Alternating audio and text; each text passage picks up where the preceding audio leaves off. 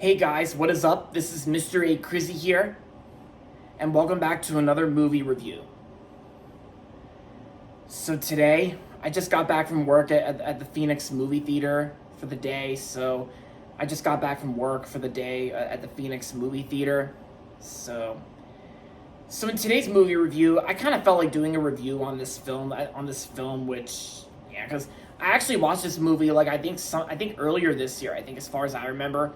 But I actually watched this movie for its entirety for like, yeah, I think it was like earlier this year, I think, or as far as I remember, but it wasn't 2024 last year. It was sometime like I think earlier, I think. But let's be honest, guys.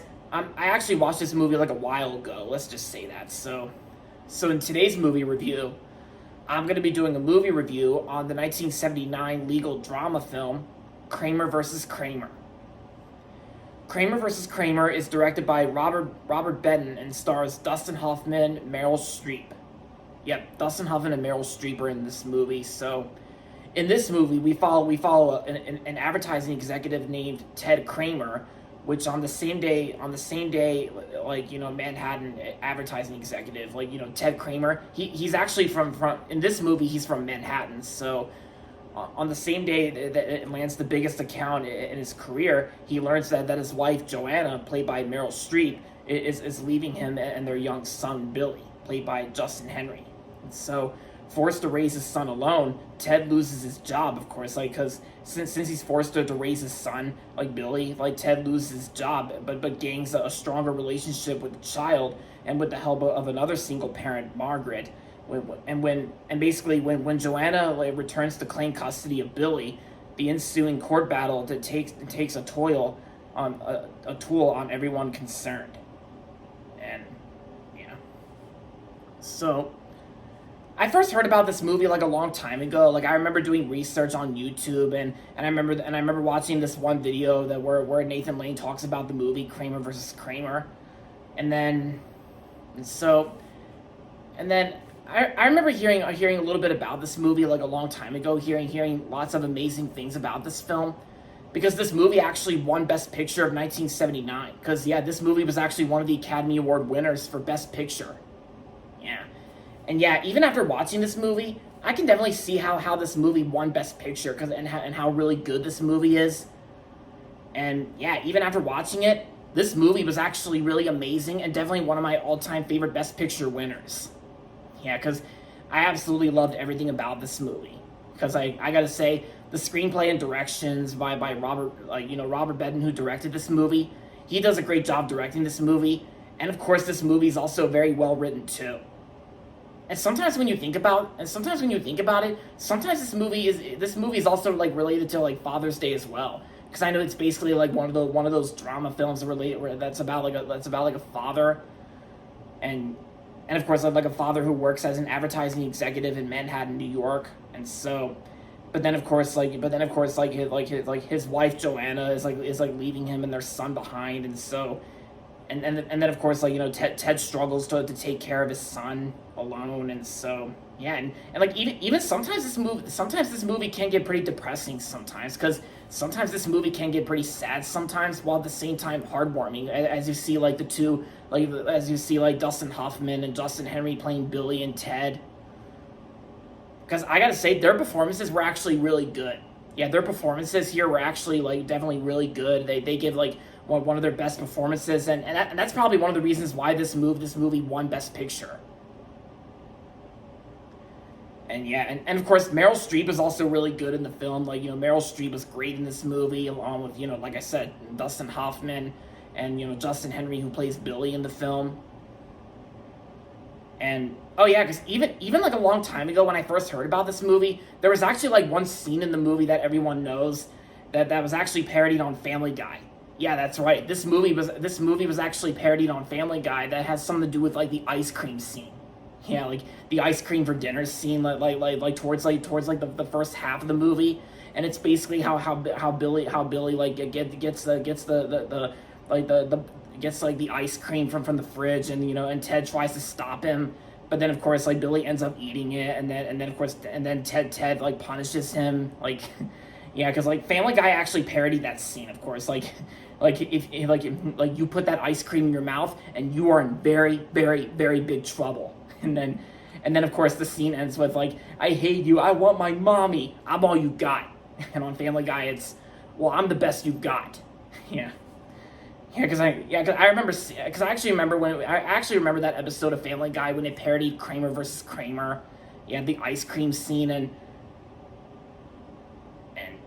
oh yeah, because like even some sources and people have been saying that the ice cream scene from Kramer versus Kramer was even referenced in Finding Nemo, the Pixar film Finding Nemo. Which, to be honest, guys, I don't really see how that boat scene from Finding Nemo was a reference to Kramer versus Kramer. I mean, sure, it may feel a little similar to Kramer versus Kramer, but I think the difference is probably because of Marlin's angered, loud yelling at Nemo.